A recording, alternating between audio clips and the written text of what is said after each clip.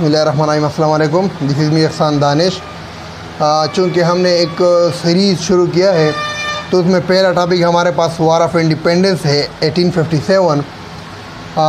उसमें हमने background of war, causes of war ये पढ़े।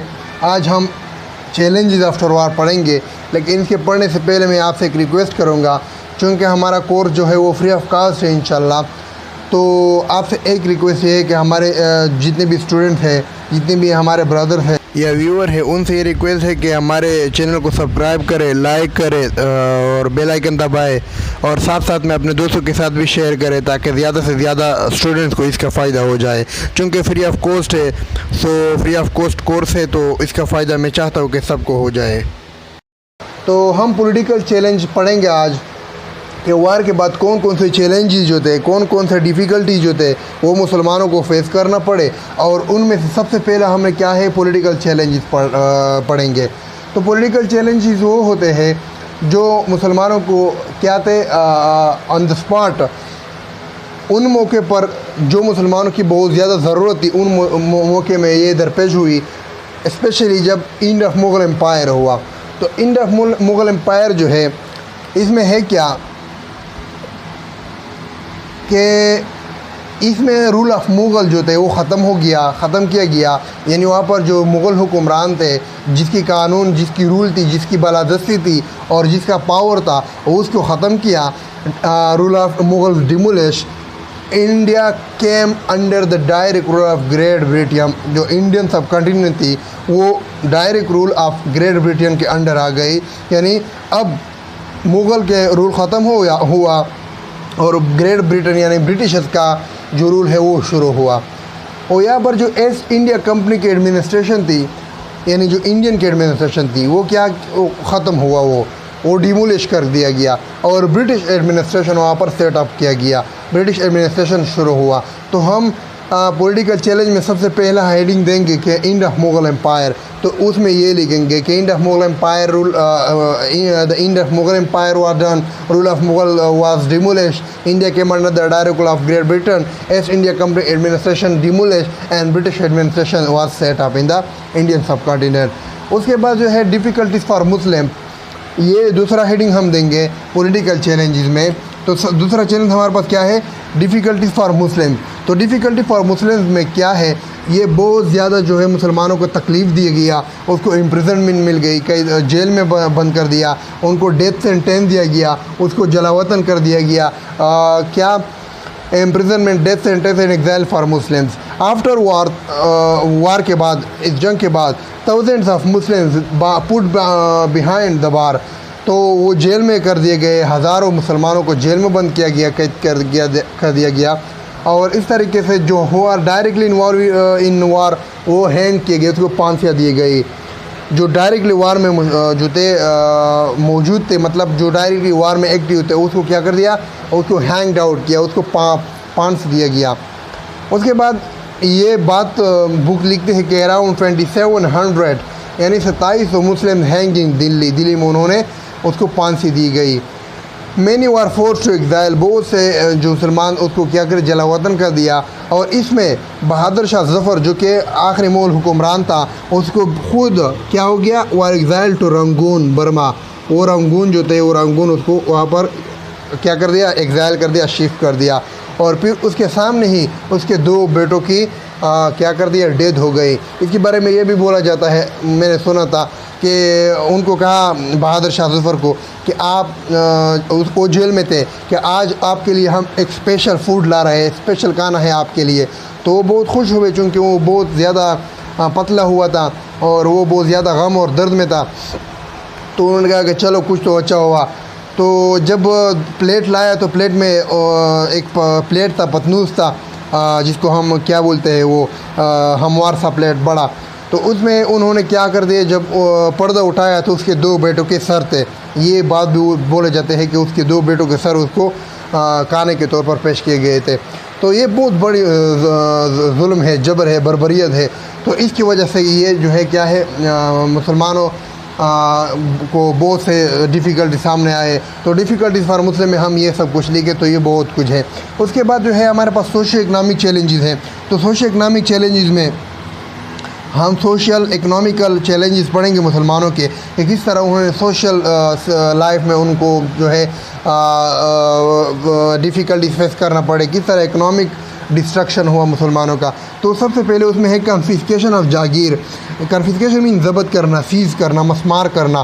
तो कन्फिस्केशन ऑफ जागीर जो थे मुस्लिम नवाब्स या लैंडलॉर्ड जो थे वो जो सपोर्ट कर रहे थे रेबल्स को, are deprived from their lands and properties and जागीर, उसको क्या कर दिया, जो डायरेक्ट मुसलमानों को जो नवाब थे या लैंडलॉर्ड थे, जो रेबल्स को, जो जहादियों को या बागियों को क्या कर रहे थे, सपोर्ट कर रहे थे, उनको अब में उसे प्रॉपर्टी ले गया, उसे उसके लैंड लिया गया, उसके जागीरशिप जो थी वो लिया गया, तो उसको बहुत ज़्यादा तकलीफ़ पहुंचा दिया।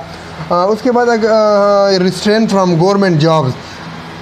सोशो इकनॉमिक चैलेंज में हम ये सोशो चैलेंज देख सकते हैं कि restrain from government jobs.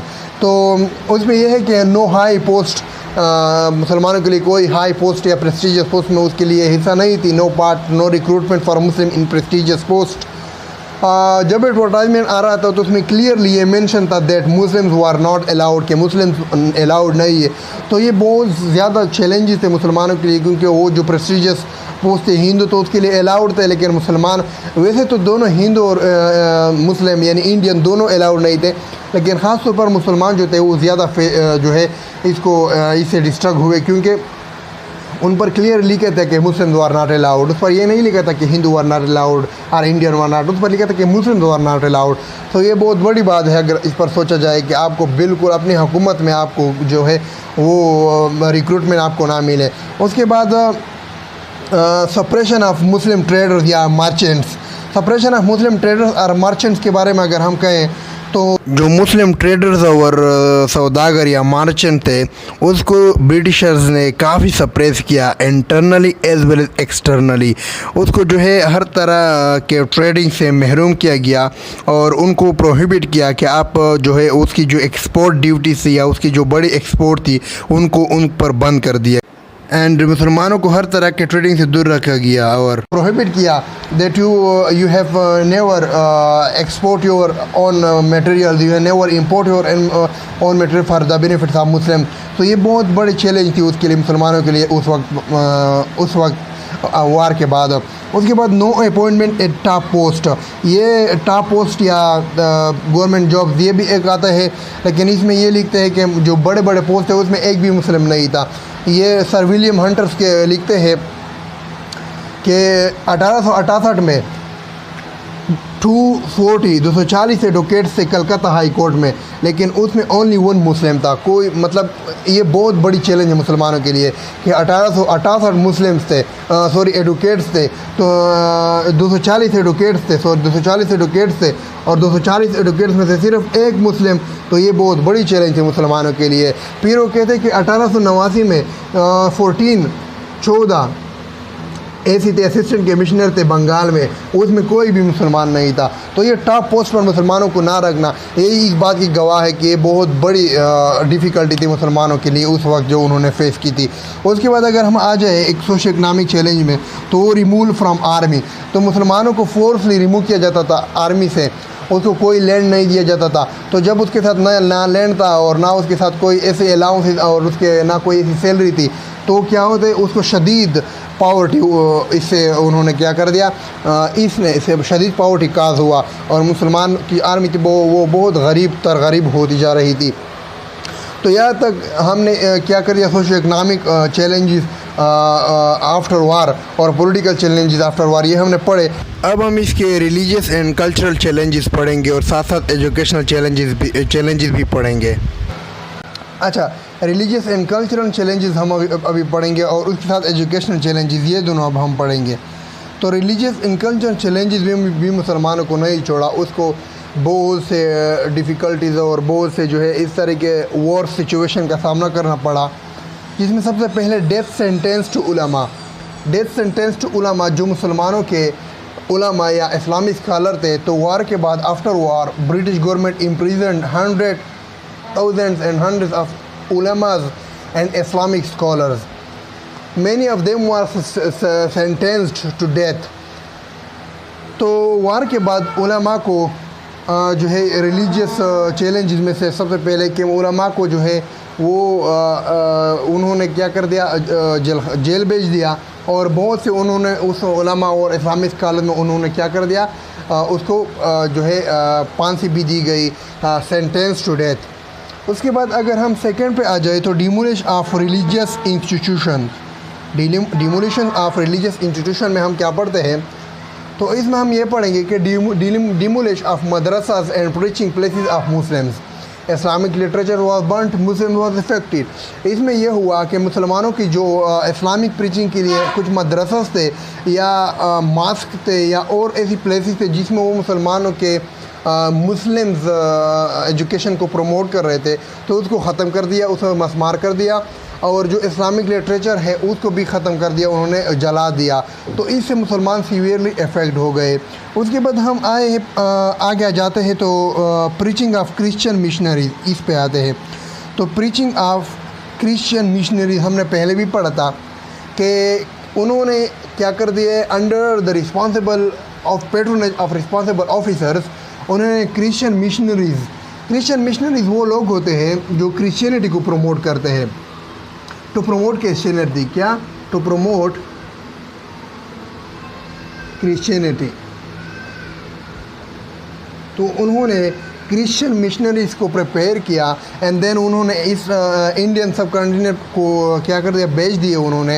And they work for in the beginning they work only to promote people in educational setup, but soon as they convert their opinion their idea, and उन्होंने क्या कर दिया, conversion शुरू कर दिया of people of public toward from Muslim toward Christianity या from Islam toward Christianity. तो ये क्रिश्चियन मिशनरी जब आए तो इस भी मुसलमानों को बहुत ज़्यादा इफेक्शन हुआ, वो बहुत ज़्यादा सीवियरली इसे भी क्या हो गए, इफ़ेक्ट हो गए। उसके बाद इसी में रिलीजियस एंड कल्चर चैलेंजेस में प्रोपेगेशन ऑफ वेस्टर्न कल्चर है। तो उन्होंने क्या कर दिया, उन्होंने कर दिया ये कि मुसलमानों के कल्चर को बहुत क्या कर दिया, उसको रोका, उसकी जो है कमज़ोर करने की कोशिश किया, बहुत कमज़ोर किया। और अपने वेस्टर्न कल्चर को प्रमोशन के लिए उन्होंने हर वो इकदाम कर दिया ताकि हमारा वेस्टर्न कल्चर प्रमोट किया जाए और मुसलमानों की कल्चर क्या हो जाए, ख़राब हो जाए। इसमें उन्होंने कहा कि जो मुसलमानों की जो ट्रेडिशनल रिलीजियस कल्चर है वो तो अब आउटडेटेड है, ऑब्सोलीट है, अब हमने नया कल्चर लाना है। तो नए कल्चर में उन्होंने वेस्टर्न कल्चर को प्रमोशन दी और वेस्टर्न कल्चर की वजह से मुसलमानों को और इस्लाम को बहुत ज़्यादा क्या हो गया, नुकसान हो गया। उसके बाद हम आते हैं एजुकेशनल चैलेंजेस में। तो एजुकेशनल चैलेंजेस में भी उन्होंने मुसलमानों को नहीं छोड़ा। तो सबसे पहले उन्होंने क्या कर दिया, रिप्लेसमेंट ऑफ सिलेबस, क्योंकि मुसलमानों की अपने यकीन और अकीदा इस्लाम पर था, तो इस्लामी ट्रेडिशनल रिलीजियस एजुकेशन में वो पढ़ रहे थे। तो उन्होंने क्या किया, ब्रिटिशर ने ऐसा निज़ाम लाया, रिप्लेसमेंट लाई कि वो जो ट्रेडिशनल रिलीजियस एजुकेशन थी उसको रिप्लेस किया बाय मॉडर्न वेस्टर्न एजुकेशन। उन्होंने वेस्टर्न एजुकेशन क्या कर दिया, वो राइज कर दिया कि आपने क्या करना है, इस्लाम को छोड़ना है यार, इस्लाम तो पुरानी बातें हैं, ट्रेडिशनल रिलीजियस एजुकेशन तो अब जो बेकार है, फजूल है, अब आपने एक नई एजुकेशन सीखना है। ये जो है क्रिश्चियन की जो है क्या थी, ब्रिटिशर की ये डिमांड थी या ब्रिटिशर की ये आइडिया था। तो उन्होंने traditional religious education replace by western और मॉडर्न एजुकेशन। उसके बाद Muslims not send their children to school. फिर उसके बाद मुसलमानों ने अपने बाहमी फ़ैसला कर दिया कि हम अपने बच्चे स्कूल नहीं भेजेंगे, क्योंकि ये तो हमारे इस्लाम पर अटैक है, हमारे इस्लाम और हमारा अपना रिलीजियस जो एजुकेशन है उसको ये डिस्ट्रैक्ट करता है और अपने आप को प्रमोट करता है। तो इसकी वजह से कि मुसलमान अपने चिल्ड्रन स्कूल को नहीं भेज रहे थे, as a result literacy rate of Muslims fall from 90% to 10% in that area in that time in that era। तो उस वक्त मुसलमानों की जो लिटरेसी रेट थी वो 90% थी, लेकिन जब उन्होंने अपने चिल्ड्रन को स्कूल जाने से मना किया तो उसके लिटरेसी रेट 90% से 10% तक गिर गई। आखिर में हम पढ़ेंगे अपॉइंटमेंट ऑफ हिंदू टीचर। तो अपॉइंटमेंट ऑफ हिंदू टीचर में उन्होंने क्या कर दिया कि मुसलमानों की जो टीचर्स थे वो तो इस्लाम को प्रमोट कर रहे थे, वो तो मुस्लिम्स के एजुकेशन को प्रमोट कर रहे थे। उन्होंने किया ये कि उन्होंने for the imposition and for the promotion of Hindu and western culture, उन्होंने इंस्टीट्यूट क्या कर दिया ऑफ मुस्लिम, वो सेंड के teachers Hindu teachers to promote Hinduism and to disturb मुस्लिम।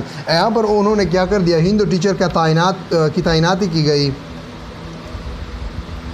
ये क्यों किया हिंदू टीचर की तैनाती इसलिए की गई, रिक्रूटमेंट इसलिए की गई कि इस्लाम को क्या कर दे, वो इस्लाम को वो डिस्ट्रक्ट करे और वो क्या करे, प्रमोट करे, किसको प्रमोट करे, हिंदुइज़म को। तो मुसलमानों को हर तरफ से उन्होंने क्या कर दिया, हर तरफ से उन्होंने कमज़ोर करना था। किसी भी तरीके से मुसलमानों की कमज़ोरी वो चाहते थे, मुसलमानों को कमज़ोर करना था। तो उन्होंने ये सब कुछ इसलिए किया ताकि मुसलमान फिर ये ना कहे कि हमने क्यों वार करना था, यानी ये वार के चैलेंजेस से वार के बाद कि मुसलमानों को फेस करना पड़े। अब इसके बाद हम क्या करेंगे, जो हमारा लास्ट टॉपिक है इसका, हाँ ये लास्ट टॉपिक है, इसमें हम पढ़ेंगे causes of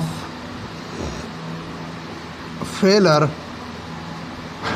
of war of 1857। जो इंडिपेंडेंस का वार था उसके काजेज़ ऑफ फेलर पढ़ेंगे कि ये वार क्यों फेल हुआ, चूँकि ये बहुत जल्द फेल हुआ था, तो इसके फेलर हम पढ़ेंगे।